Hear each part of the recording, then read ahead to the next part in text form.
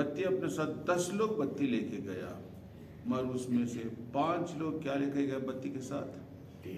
तेल लेके गया, एक्स्ट्रा तेल लेके गया। जो एक्स्ट्रा तेल लेने का मतलब होता है अगले का सोचना है, अगले का सोचना है। वो बता रहे हमारे पास तेल है, बस ये काफ़ी है। वो प्रेजेंट डे, प्रस्तुत विषय, प्रस्तुत दिन के बारे में केवल से सोचना है। वो बिना तेल लेके गया है। वो जो तेल, एक्स्ट्रा तेल अपने पास जो लेके गया है, आने वाला विषय के बारे में सोचने वाले, आने वाला नहीं, भविष्य के बारे में सोचने वाले, भविष्य के बारे में।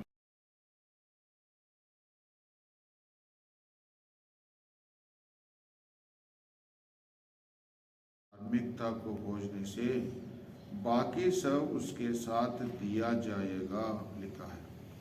इस दुनिया के लोग ये सब को खोज में रहते हैं, लिखा है। देखिए 30 पद, कोई पढ़िए 30 पद। किनकि संसारका जाति जातिले यी सबै थोकहरूको खोज गर्छन् अनि तिमीहरूलाई यी थोकहरूको खाँचो छ भने तिमीहरूका पिताले जान्नुहुन्छ। संसार के लोग, संसार के लोग मतलब संसार के लिए जीने वाले, संसार के लोग मतलब संसार के चाल चलने वाले, संसार के लोग मतलब संसार को ऊपर भरोसा रखने वाले, संसार के लोग मतलब संसार ही हमेशा रहने वाले हैं, संसार को प्रेम करने वाले। संसार का मतलब दुनिया का सारे रीति रिवाज है, संसार का मतलब नाश होने वाला विषय है, संसार का मतलब शैतान का अधीन में जो है वो है। तो संसार के लोग ये सब खोज में रहते हैं, संसार के लोग खोज में रहते हैं। तो इधर एक आदमी के बारे में प्रभु यीशु मसीह उदाहरण देता है।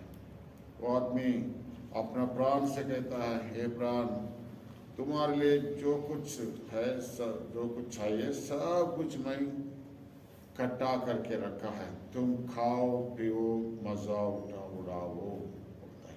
इसका मतलब इस जीवन के बारे में पूरा सब कुछ वो तैयार करके रखा है, इस जीवन के बारे में सब कुछ तैयार कर रखा है, पर आत्मा के विषय में कुछ भी सोचा नहीं है।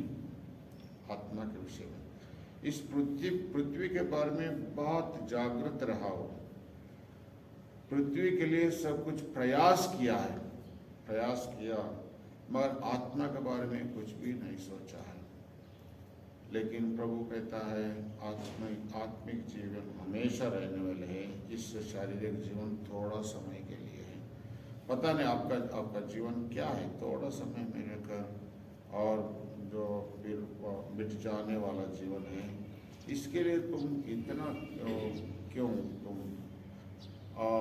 घमंडी होते हो जीवन के बारे में। थोड़े जीवन के बारे में बहुत घमंडी होते हैं, और इस जीवन के बारे में बहुत विषय सोचते हैं, और इस जीवन के जीवन के लिए भी बहुत प्रयास करते हैं, इस जीवन के बारे में बहुत चिंतित होते हैं।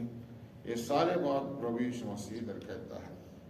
तो इसलिए हमारे लिए जीना और परमेश्वर के लिए जीना, दोनों के बारे में इधर लिखा है। कहाँ पर है वचन पढ़िए, हम जहाँ पढ़ा है 21 पद देखिए, 21 पद। जसले आफ्नै निम्ति धन थुपार्दछ तर परमेश्वर प्रति धनी छैन, त्यो यस्तै हुनेछ।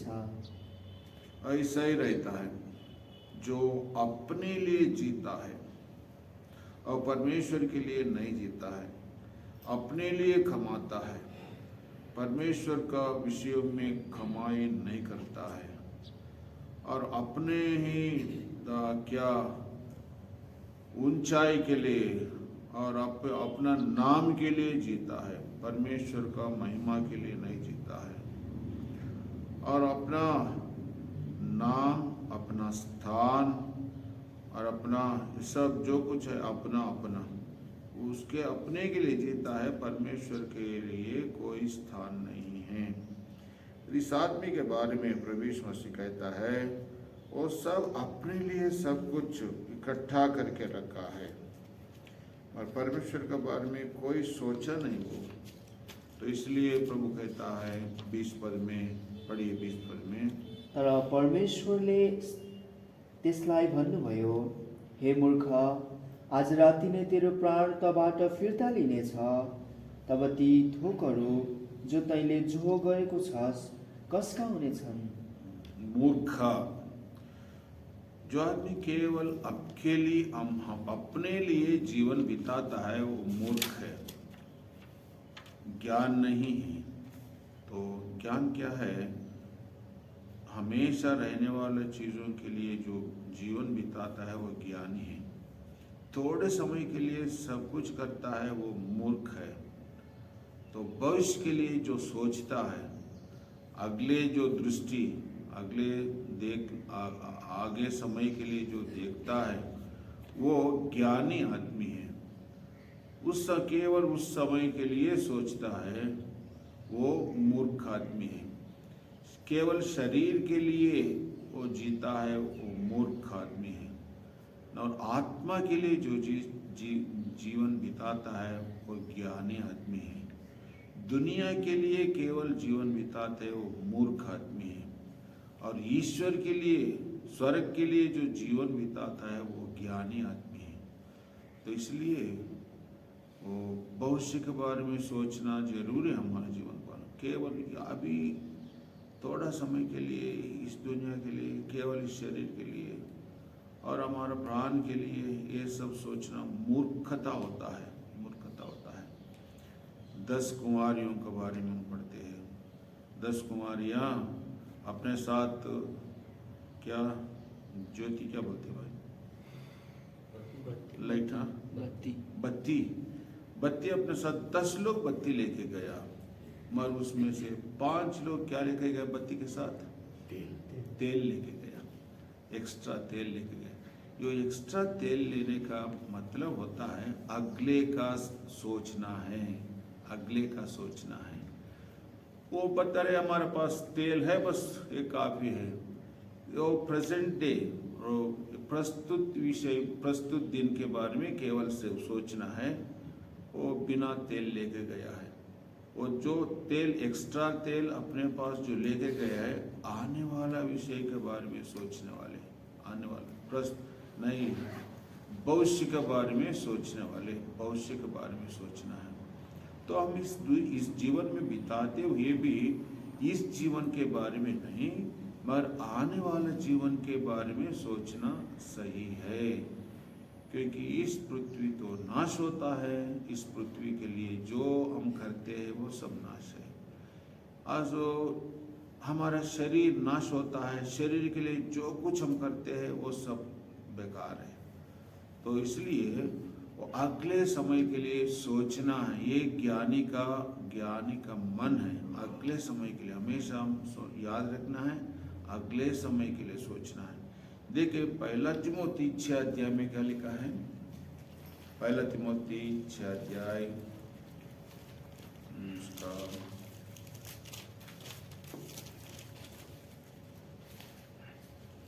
6 अध्याय का 17 से लेकर 19 तक पढ्न कोही। जो यस संसारमा धनवान छन् तिनीहरूलाई कडा आज्ञा देऊ, तिनीहरू अभिमानी नहुन्, न त चञ्चलले धनमाथि भरोसा राखुन्, तर जिउँदो परमेश्वरमाथि राखुन्, जसले हाम्रा आनन्दका निम्ति हामीलाई सबै थोक प्रशस्त गरिदिनुहुन्छ। र तिनीहरूले भलाइ गरून्, असल कामहरूमा धनवान हुन्, बाँडचुँड गर्नको निम्ति तत्पर, दिनको निम्ति इच्छुक हुन्, पछि आउने समयका लागि तिनीहरूले आफ्ना निम्ति असल जग जोहोर गरिराखुन् र तिनीहरूले अनन्त जीवनलाई पक्रिराखुन्। 19 तक पढ़े भाई। बार बार इधर असल आप पढ़ते हैं। असल कुराहा, असल जीवन, असल संपत्ति, असल तो असल नहीं तो हमेशा रहने वाला, इस पर हमारा दृष्टि लगाना है। 17 पद में बताता है, इस दुनिया में जो धनी रहते हैं वो घमंडी नहीं होना चाहिए।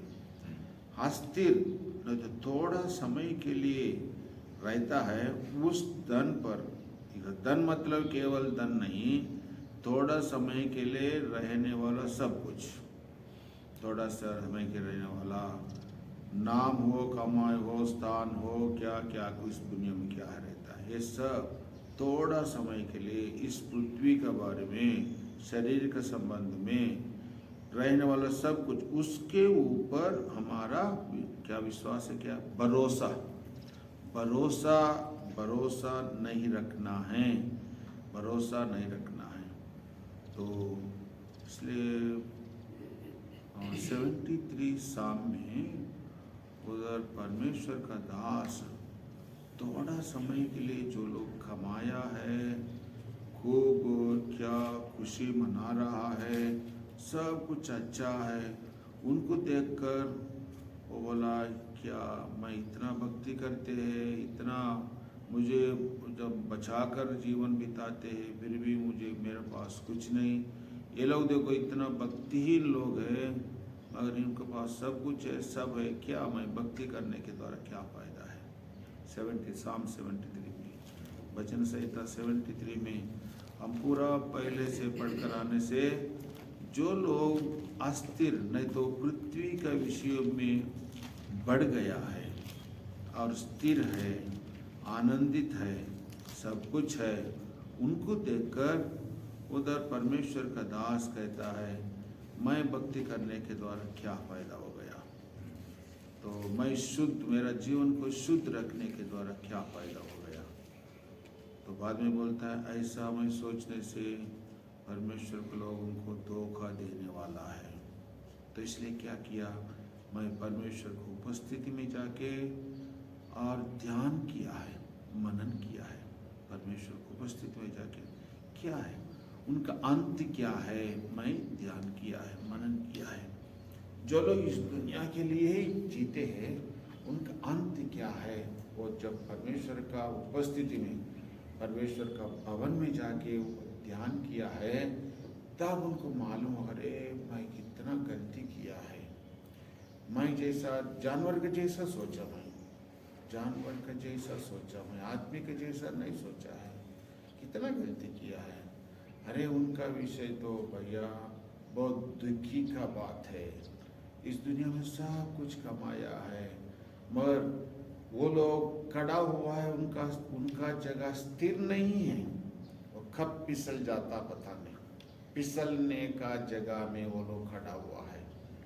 कोई आदमी बहुत ऊंचा स्थान में, वो पानी, बहुत बड़ा पहाड़ में पानी जाता है, पानी जाते जाते हुए क्या होता है, वो जगह फिसल जाने का खतरा रहता है, उधर खड़ा हो गया, नीचे देखते रहते, अरे भैया देव आदमी तो कितना अच्छा है, कितना ऊपर है, देखो मैं कितना नीचे हूँ, हम सोचते रहते, उस कहाँ पर वो जगह में खड़ा हुआ है वो देखने से हमको डर लगेगा, क्योंकि वो फिसल जाने का, वो स्थिर रहने का जगह नहीं, कब फिसल जाता, यदि फिसल गया तो कहाँ गिर जाता पता नहीं। ऐसा स्थिति को ये देखा रहे भाई, ये लोगों का स्थिति सही नहीं है, ये स्थिरता नहीं है, सही आनंद नहीं है।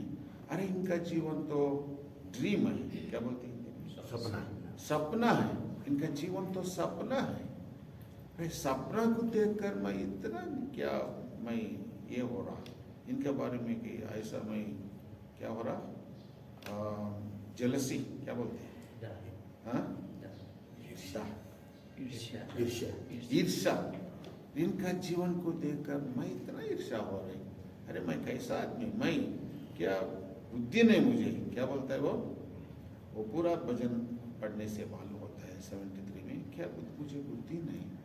अरे उनका जीवन तो सपना है, सपना को देखकर मैं इतना क्यों, अरे इनका जीवन के बारे में क्या इतना करना है। तो मेरे जीवन को देखो, मेरा जीवन कैसा है, मैं परमेश्वर का उपस्थिति में है। प्रभु इस दुनिया में मुझे कुछ भी नहीं चाहिए, आप आकाश में यदि आप रहने से मुझे क्या चाहिए, यदि परमेश्वर रहने से मुझे क्या चाहिए। परमेश्वर यदि हमारा है तो, परमेश्वर का हाथ में यदि हम है तो, परमेश्वर हम मेरे साथ रहने से मुझे क्या चाहिए, कुछ का घटी नहीं है। 25 पद में बोलता होगा, भजन 27 73 बोलते ना, 73 25 पद में क्या बोलता है? स्वर्गमा तपाईँ बाहेक मेरो अरू को छ र, अनि पृथ्वीमा पनि तपाईँ बाहेक अरू कोही चाहिँदैन। तुमको छोड़कर इस दुनिया में मुझे क्या है, और यदि तुम मेरे साथ रहने से मुझे क्या कमी है? यदि परमेश्वर ही हमारे साथ, क्या कमी है? परमेश्वर मेरा है तो मुझे क्या कमी है? ये बात कौन बोला है? परमेश्वर मेरे साथ है, परमेश्वर मेरा है, परमेश्वर मेरा है, कोई मुझे कमी नहीं। कौन बोला था? भजन 23 में 23 वचन 23 में दाऊद कहता है, यहोवा मेरा गोटाला, यहोवा मेरा गोटाला, मेरा गोटाला। मुझे क्या लिखा नेपाली में? परम प्रभु मेरा गोठाला हुनुहुन्छ, मलाई कुनै कुराको घटी हुने छैन। हाँ, यहोवा का शब्द नेपाली में परम प्रभु लिखा है ना। परम, बहुत अच्छा ट्रांसलेशन है, बढ़िया ट्रांसलेशन।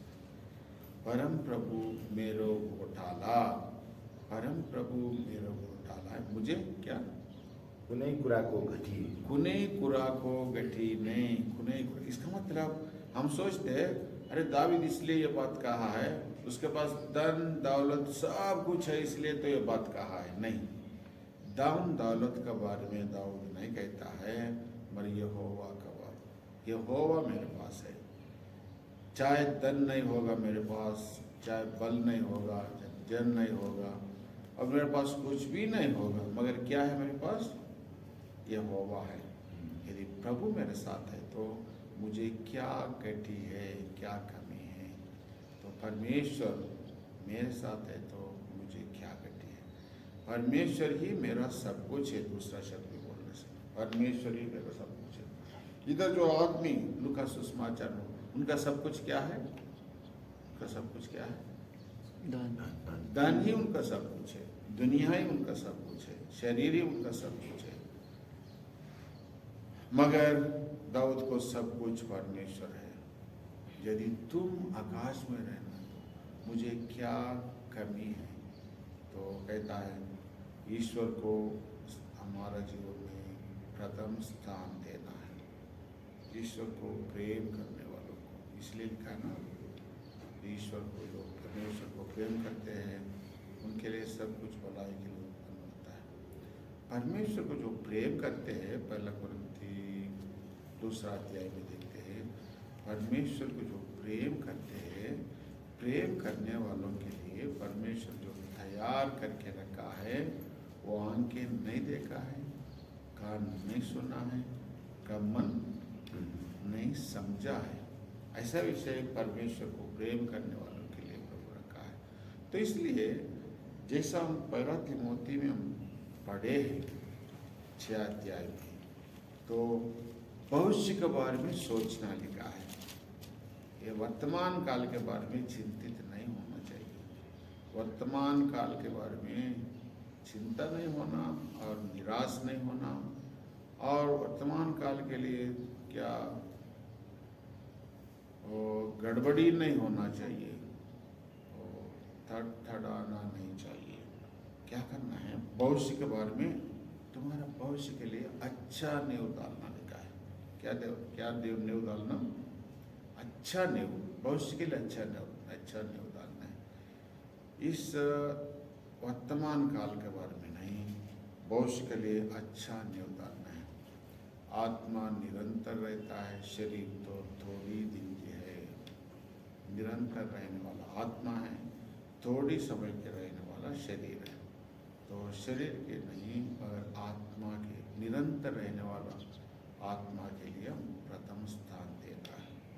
तो यही प्रभु वो सारे बाग में जो लूका सुसमाचार 12 अध्याय में जहाँ पर हम पढ़े हैं, वो सब प्रभु कहने का यही विषय था। तो हमारा दृष्टि ऊपर के विषयों में, आने वाला चीज़ों में, हमेशा रहने वाली चीज़ों के ऊपर हमारा दृष्टि लगाना है। जैसा फिलिप्पी पत्री 4:8 में लिखा है, किन विषयों को हम ज़्यादा महत्व देना है और ध्यान करना है, याद रखना है, जीवन बिताना है, उधर लिखा है, 4:8 में लिखा है। इसलिए तो आने वाला चीज़ों के बाद हमेशा रहने वाले विषयों के ऊपर हमारा दृष्टि लगाना है। प्रभु के साथ प्रार्थना कीजिए। हृदयमा पनि गढिकन हामी पनि वर्तमान समयका लागि नजिउँ, तर तपाईँको निम्ति र भविष्यको लागि हामी जिउनलाई हामी प्रत्येकलाई दया गर्नुहोस्। हे स्वर्गीय पिता, यही बिन्ती प्रार्थना छ। अब दिनभरिको जीवन, आत्मा, प्राण, शरीर तपाईँको हातमा समर्पण गर्दै बिन्ती धन्यवाद प्रभु यीशुको नाममा चढाउँछौँ। स्वर्गीय पिता सुनि ग्रहण गर्नुहोस्। आमेन। ईश्वर को ये अच्छा लगा मुझको चुने, अपने पुत्र के रूप में प्रकट करे। ईश्वर को ये अच्छा लगा मुझको चुने, अपने पुत्र के रूप में प्रकट करे, ताकि उसका महान उद्धार अनंत और सदा का जो, ताकि उसका महान उद्धार अनंत और सदा का जो अनुभव से मेरे जानो। ये सारे बातें हुई मेरे लिए, ये सारे बातें हुई मेरे लिए। संसार में मेरा जब तक जीवन रहे, तुझको गाया धन्य धन्य करे। राधा में जब सब अंत हो जाए,